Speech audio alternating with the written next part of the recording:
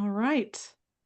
I'm pretty sure we're live. Good morning, afternoon, and welcome to the Money Advantage podcast. We've got a new time and date, and I'm still adjusting to that. Bruce, I'm so glad to have you with me for this important and exciting conversation today. I say every conversation is exciting, but I think this one is really valuable because if you had potential money traps that were preventing you from building wealth and they were maybe oblivious to you. Maybe is that even a way to say it? Okay, you were oblivious to them. I think that's how you would say that. You didn't know they existed, but they were kind of this hidden, secret way that most people, including myself and Bruce and every single other person under the sun, because of the way that we're wired, have these things that sabotage our ability to do what we want to do and build wealth and make the right financial decisions that would actually truly benefit us. Would you want to know? So that's the question at the top of the hour for you today. Bruce and I are talking about these hidden money traps that keep you from building wealth and really how to overcome them, how to go around and how to avoid these traps. Nelson Nash called them the human condition. I know that that doesn't make any sense probably to somebody who doesn't know Nelson Nash's book. And so we're going to talk about them in a way that makes sense for you as you're listening because make good decisions and we're going to help you do that. So Bruce, thank you for this idea and this topic. I'd love to hear your thoughts. Well, I think my thoughts were is because sometimes we've done over 400 of these, and sometimes you wonder if, it's really helping people. You hope it's helping people, but just lately we've been getting a lot of people that are listeners reaching out and telling me that they listen and how long they've been listening and things like that, and it kind of made me feel good that, people are finding value. And then I know in our political climate right now, it's very divisive. And I got to thinking, why is it divisive? Why can smart people on both sides of the aisle, why can they not see the other person's point of view? And they really can't. And, I think so when we talk about human conditions today, you might focus it on money, but it really should be about looking at all aspects of your life because all aspects of your life are going to affect your relationship with money. And so that's why it kind of motivated me to say, hey, we ought to talk about this. We talked about this in other episodes before, but I think this is another thing to bring in, especially in the political climate right now, to actually one let's go back to like Nelson and a lot of people, like you said, a lot of people listening right now um, don't even aren't familiar with Nelson Nash, but he said you got to think long range. Okay, well that's actually good for everything you do, whether it's your relationship, whether it's your job, whether it's your relationship with God. You're thinking long range, and then you don't be afraid to capitalize. One of our teammates, Joe DeFazio, brought it up in the context that people, when it comes to whole life, they're always asking like, when can I get to my money? When can I get to my money? And he said, why don't we ask that for other things? So we capitalize other things like we spend, in some cases, hundreds of thousands of dollars on a college education, and yet we don't come out the first year and say, I want all my money back. I want to get a job where I get all my money back. You don't get into a relationship with a person and say, I want it to be a perfect relationship. I want to be married on day two. I don't want to I want to have the perfect family on day three. You actually have to work at that. You have to think long term. Nelson also said, don't steal the peas. And what he meant by that was any kind of capital that you have, make sure you value it. Well, that can be emotional capital, that can be intellectual capital, that can be a variety of things that you put your emotional energy into. Don't steal it, value it. Don't do business with banks. Well, what we're saying to people is that's taking control of your finances. And we're going to talk a little bit about that today because you don't really need a bank, but yet we're beholden to banks.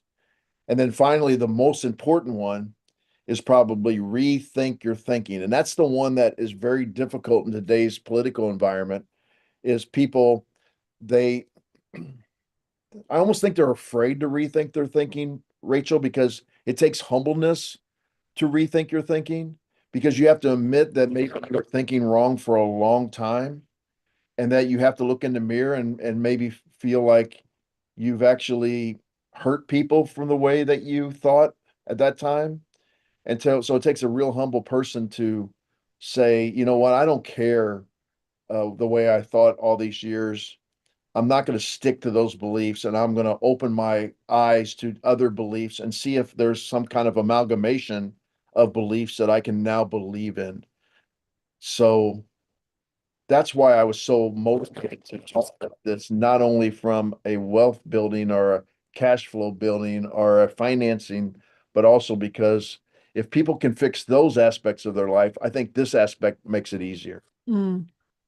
I think it's so interesting. I mean, we talk about in finance, often we're making decisions at the tactical level, which is the things that we see, which is, I mean, if you're familiar with the iceberg example, it's that piece of the iceberg that's above the surface of the water that you see, which is, I don't know, 10% maybe of the actual chunk of ice that is below the water. And so when we talk about financial tools, those are at the tactical level. A lot of people are looking for things at the top level, like, how do I get, they're thinking rate of return, how do I get out of debt? How, like, those are the things that are on people's minds, whether that's the right thing or the wrong thing, that's not even the point of this discussion. But the thing that they can touch and see is, how much am I paying in taxes? What income did I have last year? What is my net worth? Like, they're thinking in this, in terms of the things above the water that they see. But beneath that is a strategy. You can't have a strategy to solve a problem if you don't actually know what the problem is, and you can't have a strategy unless you know what principles are beneath that. So it's like, here the tip of the iceberg is the tactics or the tools, and sometimes we're talking about life insurance and we're talking about how that works and the functions and the attributes of it, and you're considering what that might be in terms of the tangible things that you see. Beneath that is a strategy. The real strategy that we're trying to solve is, how do you control capital? How do you control your financial life? Well, beneath that is this principle that we're going to get into a little bit today, but the principle is that if you are in control of capital and if you have capital at your disposal because you are a banker and you're in a position of controlling that banking function, then you're going to be able to have a strategy for that, which infinite banking solves that need.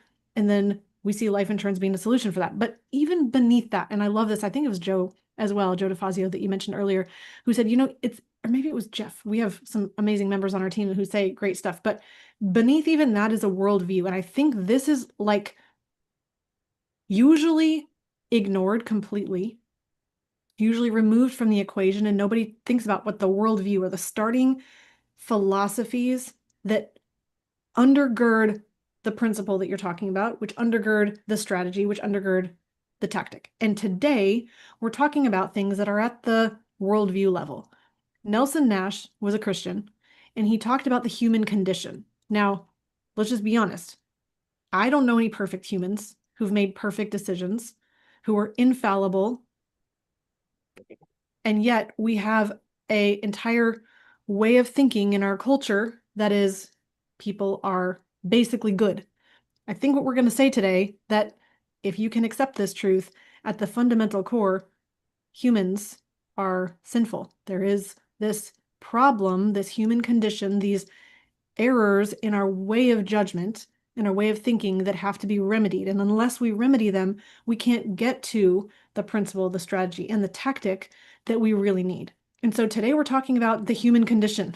We're not really, this is not a Bible study. We're not preaching. This is not going deep dive into man's need for a savior, although you're going to probably hear that from me throughout this anyways. But the human condition means that we have errors in our way of thinking. We have a sin nature that is pulling us in an opposite direction of our ultimate freedom, fulfillment, and right relationship and right standing with God.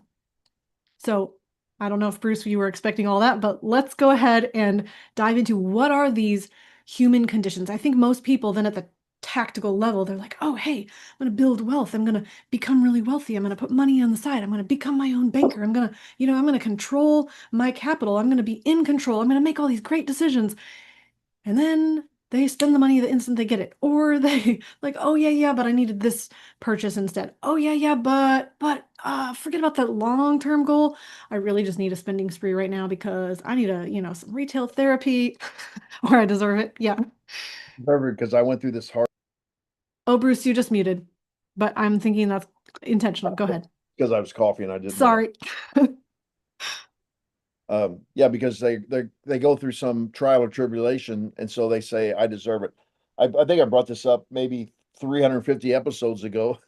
Um, I was working with a person that was getting a divorce, and she had $80,000 in an account. And the next time I met with her about 3 weeks later, she didn't have the 80,000 in the account, and she said she went out and bought her a Corvette because it took her 2 years to get a divorce, and she felt terrible. So, and the Corvette made her feel better. And the whole time I'm thinking, I wonder how long the Corvette made her feel better.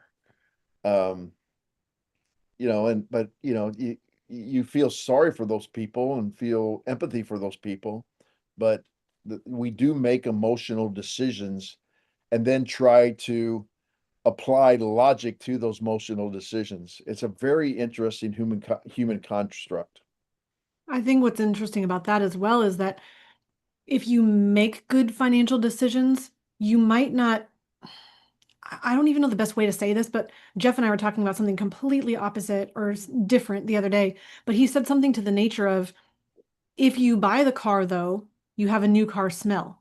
You sit in the driver's seat, you can feel the acceleration. Everyone's looking at you. Like that is tangible, it's immediate, it's something you can feel right away. Whereas putting the money aside, deferring gratification, not spending it, choosing to save and invest it wisely for a long range perspective, there's not an immediate payoff. Like it's not this, Jeff said specifically, it's not this dopamine hit. It's not like, oh yeah, I feel amazing about that thing I just did because here's the immediate reward. It's not like I experienced this visceral awesomeness because of that really wonderful long-term decision I made. And so I think that can be some of the challenge as well of overcoming the human condition because the human condition makes us want to do everything for the short term, everything that feels good right now, something that immediately satisfies our desires for pleasure or whatever it is.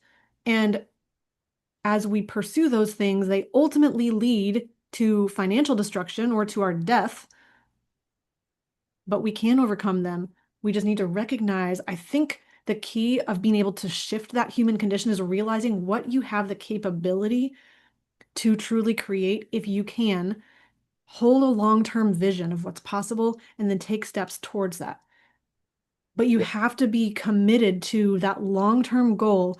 I'm going to create wealth. I'm going to be in a position where I'm building income for myself in the future, where I'm going to be able to benefit in 20 years, in 50 years from this, or my kids are going to benefit from it. You have to have that become immediate to you in order to stay committed. And that's what allows you to overcome the human condition, I think. Yeah, Nelson actually had a lot of faith in people because he would say if people understood the problem, they would know what to do. The problem is they don't understand the problem. They don't understand the amount of money that's flowing out of their control. Um, and we live in a consumption society, especially here in the United States, and we're being bombarded by ads and marketing and the social media and so on and so forth. That I mean, we see it all the time, even in our space. You know, if you don't get your money moving, then it's eroding through inflation. That's what And they say. We're not saying that, but that's what they say. Yes. they will say that. And in some respects, it is true. Absolutely, it's true. But it'll be eroded a lot faster if you make a wrong money move than it will be eroded by inflation. So this is the thing that's very, very difficult. So I think you did a really good job of talking about the first point is why do people think outside forces like market, economy, taxes are the biggest risk to their wealth? Well, I think the bottom line is that all three of those are actually they actually are combined. They're actually intertwined, the markets, the economy, and the taxes, because a lot of times people think the public markets, the stock markets, are the economy, and they aren't. They're actually separate. But because there's an emotion about the stock market, that emotion allows people to have a false sense of security. So then they spend more to affect the economy. Okay. And then the economy then will actually grow larger, the exchange of goods and services. So then there's wages that can be taxed or corporations that can be taxed. So they're all interchanged. And if people don't realize that there are things that they have to overcome in each one of those situations, or I shouldn't say they have to, but it would benefit them to overcome, then they're going to be lost in that trap of, oh, the market's really high. Um, then I'm going to be able to spend more in the economy because I feel good. Or the exact opposite happens, the market is down. It has nothing to do with the economy. We still can actually have a really strong, robust economy, but because of something that happened in our 24-hour news cycle, the stock market went down. And so those are related. And then, the tax revenue could potentially go down. So they're all related. And the more a person educates themselves on that relationship, they can then keep a more even keel. And that's really where you get a thriving society, rather than what the Austrians call a boom and bust society, where Hmm. really great one and then it crashes down, and then really great and crashes down. Bruce, this is probably not like a financial answer, but I would say I think people also have a human tendency. This is not one of the human conditions Nelson laid out, but I think we have a human tendency to also blame.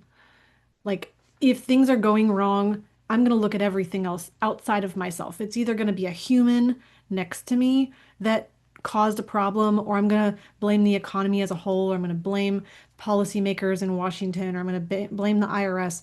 I think it's a lot easier to look outside of yourself and say, well, here's the reason why I haven't built wealth. It's because of the market fell, or it's because of the IRS with taxes, or it's because of the economy. The economy is the thing that's making things hard for me. And I think if you, as a human, take personal responsibility and say, look, I'm going to do everything in my power to thrive in the widest range of circumstances, then I'm not saying that the economy and taxes and the markets don't matter, but they matter much less if you take responsibility to act with discipline.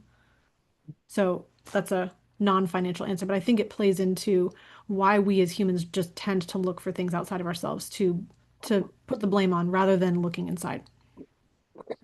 So Bruce, what would you say then are the everyday human nature traps that actually do sabotage that wealth building? And I know we can dive into, I think Nelson had five of them that he Yeah, laid out. let's just stick to Nelson's right now. So he talks about Parkinson's law, and that work expands to the time allowed. I I remember this from both high school and college and grad school, that it seemed like um I had something, a project due or writing and I had 2, 3, 4 weeks to do it. And it seemed like the last day I was actually, doing 50% of it, if not more. And, I Which, Bruce, actually, you're not alone. Every single person who has ever had an assignment due should be saying to themselves, yep, I probably did the same thing. If you're outside of that, you're probably a rare human. Most people, myself included, procrastinated just like that. yeah. And so this also comes down to other things, behavioral things that will affect your financial well-being. And I would say that has to do with your health, because if we're saying that, oh, I don't have time to go to the gym or work out or so on and so forth because I have to do all this work. Well, do you really have to do this work, or are you just taking as much time as you've already allotted for that work? So you're just expanding that instead of getting it done so you can work out.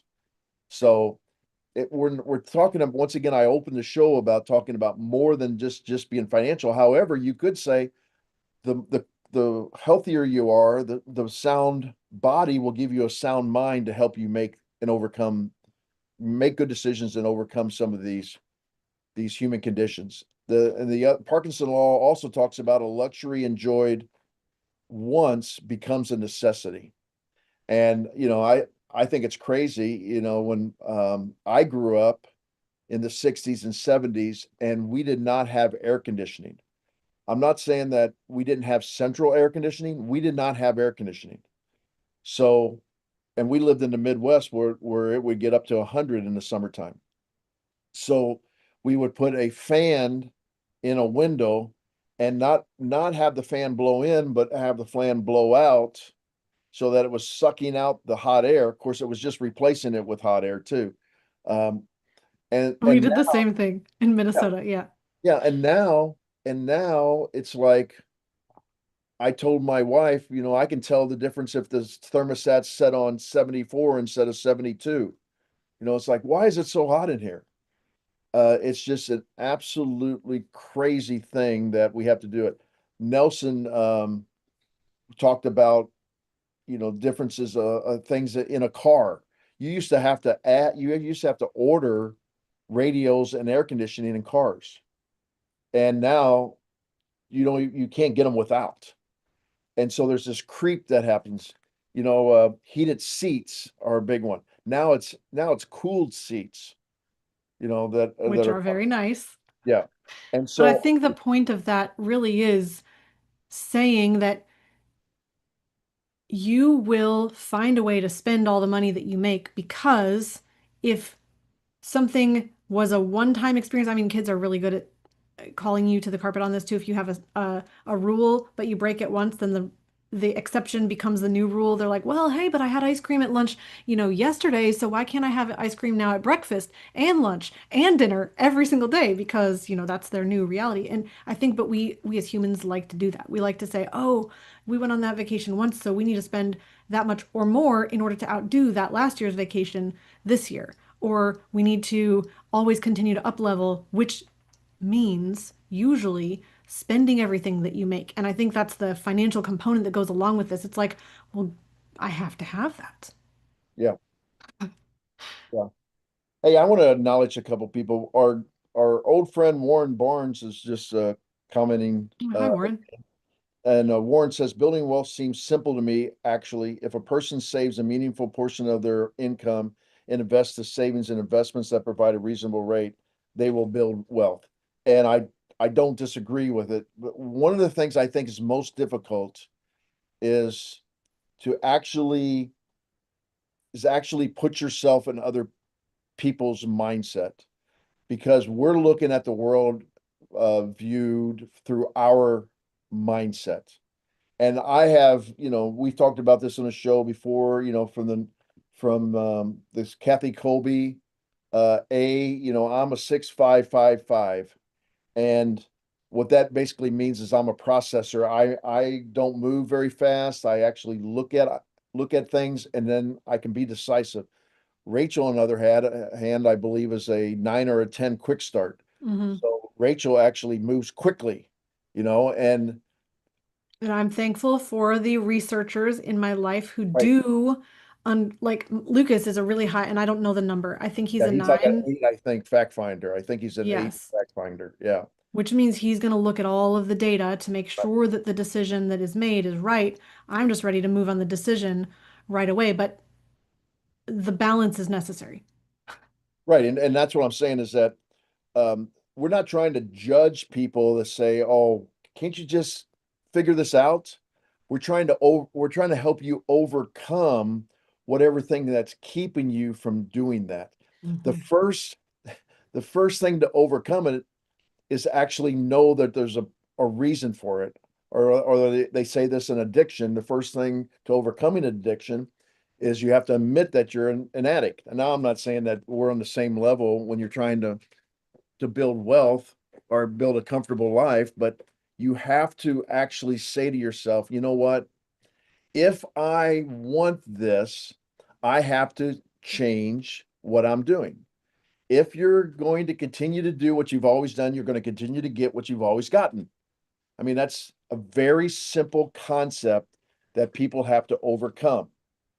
I want to comment on what Warren said real quick because I think I think Warren is, you're right about the fundamentals. If you Yes. do predictably, consistently save first, the profit first model, you save before you spend. You don't spend your money and then say, well, if there's anything left over, I'll put that aside. You save first. There's a discipline and a habit of saving first, and you celebrate that savings and you turn your attention not just to what new flashy thing can I buy that's going to make me feel good this week, but instead, oh, wow, look how much my savings is growing. If you can shift your attention that the end goal of what you're looking for is not that immediate high, that dopamine high of the last purchase you made, but instead it's the the high of saying, "Wow, look at my savings and how that's growing," or look at my my wealth and how that's growing. If you can shift your focus, I think that allows you to do exactly what you're saying, Bruce, to stick to the fundamentals of making those new choices that will move the needle forward for you in wealth creation. That's just one step to overcome Parkinson's law of spending everything you make. But the only way you can overcome that is by having a vision that's bigger than tomorrow. Yeah. Warren talked about increasing income, and I agree with that. But I do think that social media is making it seem like it's a lot easier than it really is, especially with real estate developments and trading platforms.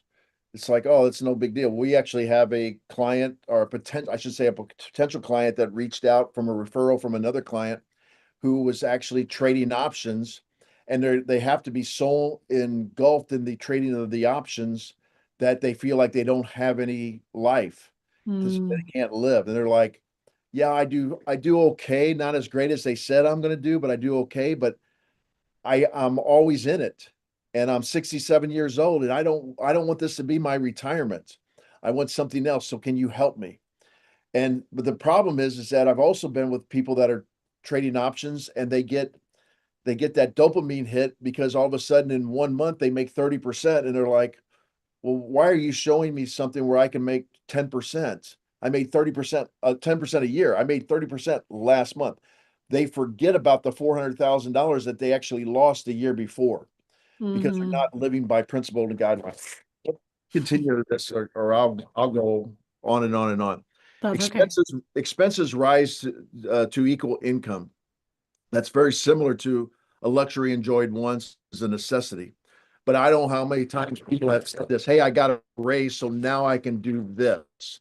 One of the funniest things I can remember when my first teaching job in 1986, and I was making $18,000, and another guy that was just starting was making $18,000. We got our first paycheck, and before he went home, I remember this vividly, that he was going to go buy a television with his Mm. first paycheck. Now that was back when you had a paycheck, you had to go to the bank, you had to cash a check, you got cash usually, and you actually paid for a lot of things in cash.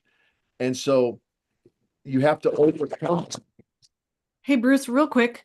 Um, Yeah. I don't know what's going on with your mic. When you move the papers, it like cancels Oh, out your mic. So if you could just be aware to not move them as I much. was I was putting I was putting it over the mic. Oh, Okay. okay. Go ahead. So so that's so you have to be aware that you're doing that to overcome it. All right. Um, Willie Sutton law. Nelson talked about this because Willie Sutton was a famous bank robber in the early 1900s, and they once asked him, "Hey Willie, why do you rob banks?" And he simply said, "Well, that's because that's where the money is." And so, in a free market economy, I'm not saying that people are bad and they're trying to rob banks, but people are going to present you with opportunities or investments or so on and so forth. They don't do that with people that don't have money. They do it with people that have money or resources or capital, maybe even just a little, but be you have to be careful because you're not going to be presented with opportunities unless you have money. This is one of the big reasons that what I found over my career, dentists and doctors, medical doctors and athletes have such a difficult time actually growing their wealth because everybody knows they're wealthy and they have this excess capital and they always think they're going to have this excess capital. So they're like, oh, yeah, that sounds really good. Well, the same person wouldn't be going to somebody at a small retail place making $15 an hour and saying, "Hey, I got this great investment for you." So wherever money is accumulated, people are going to try to snatch it. And I know it sounds negative, but they're going to try to get you to move that money. And isn't the biggest Willie Sutton the IRS? I'm just going to come Yeah. out and say it as well. I mean, if you have money, the government's going to find a way to tax it unless you are aware of the tax code, which I highly doubt that any person who's not in the tax field is going to have the, I don't know, fortitude to be able to read the entire tax code and understand it themselves, which is why it's really important to work with a tax professional who is a strategist who does understand the tax law so that you can be in a position of using tax incentives to protect more of your wealth from the IRS and not spend more in taxes than you need to. Yeah. I've said this over and over on the show because I've seen people do this. I've heard people do this. They're driving down the street. They need gasoline. They see on this side of the street, they see it's 3 cents more expensive than it is on the other side. So they drive down, they do a big U-turn, and they come and they pull into that lot and they put $10 in the or 10 gallons in, and they save 30 cents. And yet they will not look at using the incentives that are set up by Congress in the tax code to actually save them money because they think it's too risky. And my whole view was changed about 20 years ago when an IRS agent actually talked on stage about how the 5% of the tax code is about how you pay taxes, and 95% of the tax code is about how you don't have to pay taxes. And why they do that, you already said it, Rachel. Congress is trying to incent our behavior to put our money in certain places to get what Congress believes is best for them. Excuse me. Well, probably for best for them, but Probably. best for society in general. Um, and I always tell our clients, for every dollar we can save you in taxes, that's another dollar you can spend, you can save, or you can give away, invest, and you don't have to take any more risk. You don't have to take any more investment risk, no market risk. Now, some people The say, yeah, but it's a risk that the government's going to catch you. That's the wrong mindset. That's the mindset of people that say it's a loophole. You're trying to take advantage of a loophole. You're not following the guidelines that Congress set up, the incentive that they set up. As long as you follow the incentives that they set up, you don't have a risk involved. I think the biggest thing on that to be aware of is that if you're putting your money in government-sponsored retirement plans that sound like they're tax shelters, you will be taxed later on that money. And the most important thing to realize about Willie Sutton is that the Willie Sutton law is that if wealth is accumulating somewhere, other people are going to want to access that. That does include the IRS saying, hey, if you use these qualified plans to defer tax today, this looks like a great deal for you, the consumer, and that is going to end up benefiting them later. So just be aware of that. Yep. Uh, Warren talked about divorce and vacation homes are the biggest wealth destroyers for professionals. Yeah, divorce. Now we're going to get Divorce for sure. yeah, we're going to get back to the if you do not work on that relationship long term, that's probably why divorces happen because you want instant gratification. So just keep that in mind. So the golden rule is the next one that Nelson talked about. Those who have the gold make the rules. Now, I, President Trump recently, I think intimated or maybe outright said this, we're the best, we're the greatest economy that everybody wants some of our money from. They want to come in and make investments, not because they're trying to help the United States. It's because these other countries know that we have a lot of money. So guess what? It's Willie Sutton. They're coming in and they're like, hey, we can benefit from this. Hmm. So but now we're not just going to let them do it. They're going to play under our rules. It's the same reason where I disagree when people say that, and this is just my opinion. I'm just using logic that we are going to lose the world's currency as being the dollar because China's going to overtake us or India's going to take us. I've even heard people say Russia's going to overtake us. I mean, logically, there's not a lot of trust amongst the other parts of the world, the free world, for those, and I know India's free, um, for those three countries. So how can you think that it's going to replace it? Who's going to replace it? They could try to replace it amongst themselves, but not amongst the other ones. So those who make or have the gold make the rule. Capital brings control and opportunities. Rachel, you've already said this. Okay. If you have capital, you can control oftentimes the terms of what's happening. And you get an opportunity. Nelson talks about it in his book. He had a partner who was in financial ruin and he needed money now. So Nelson bought out part of his property for him. It Some people would say Nelson took advantage of him. I would say Nelson helped him Mm. because Nelson had capital. If Nelson didn't have capital and he couldn't find anybody that had capital, that guy would have been in dire straits. Mm-hmm. Um, Savings discipline creates financial power.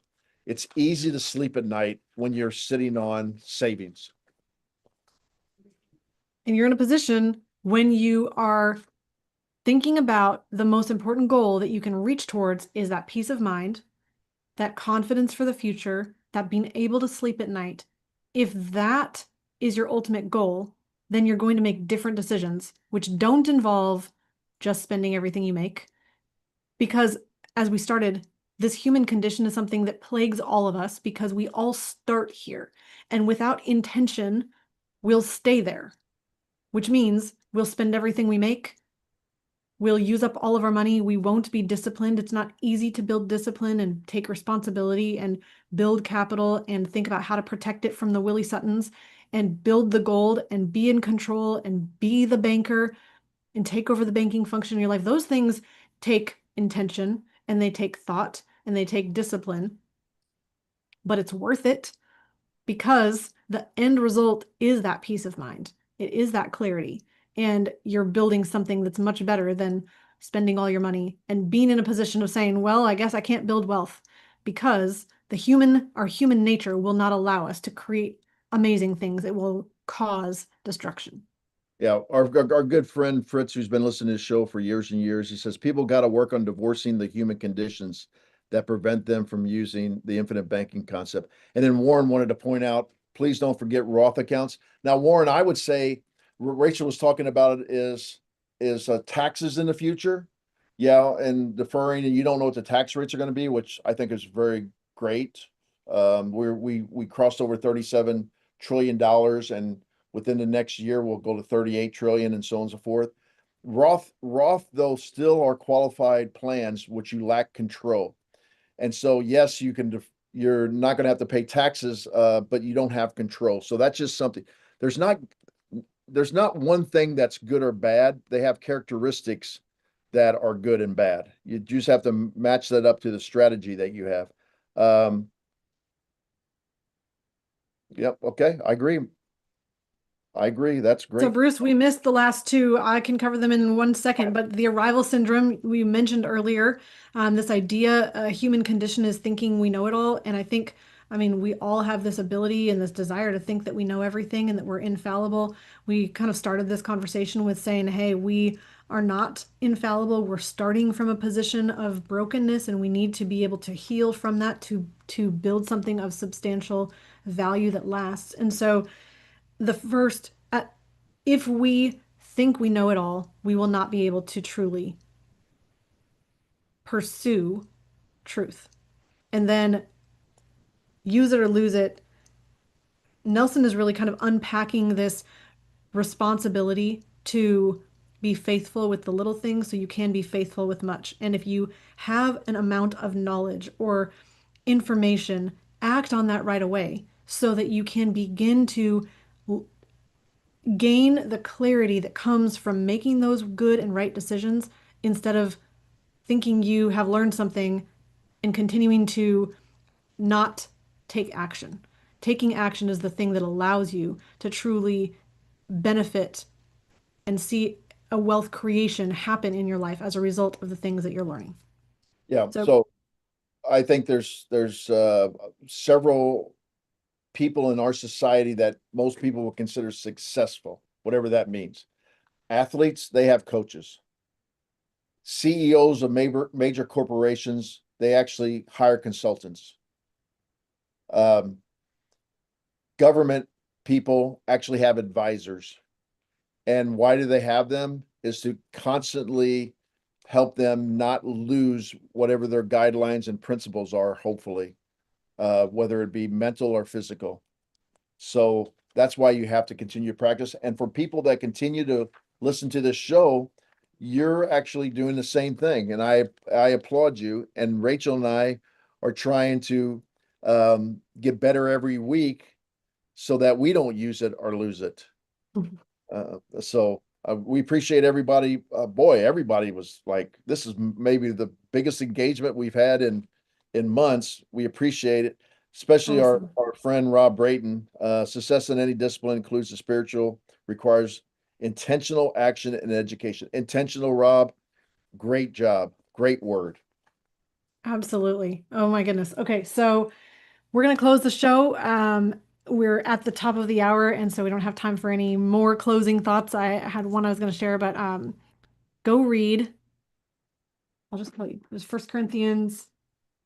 We read it this morning at the breakfast table. First Corinthians 9 about competing in a way to win and having to discipline yourself in order to accomplish that. So the end of First Corinthians 9. If you want to take action in your financial life to begin to overcome these human conditions and see those blind spots so that you can make the wise decisions, you can overcome this self-sabotaging way of dealing with money and instead get to a position where you're truly building wealth that lasts, that makes you proud and benefits your future self and your future family tomorrow, not just today. We'd love to be a part of that conversation, and you can book a call at themoneyadvantage.com. We would love to be part of your conversation and just have a dialogue so that you can be put in a position of confidence and control and peace of mind. With that, Bruce, thanks for joining me for this conversation today. And if you're listening, thank you for joining the conversation. Go be awesome, make great choices, and we will see you here next week. Thanks so much. In closing, please remember success leaves clues. So model the successful few, not the crowd, and build a life and business you love. We'll see you next time.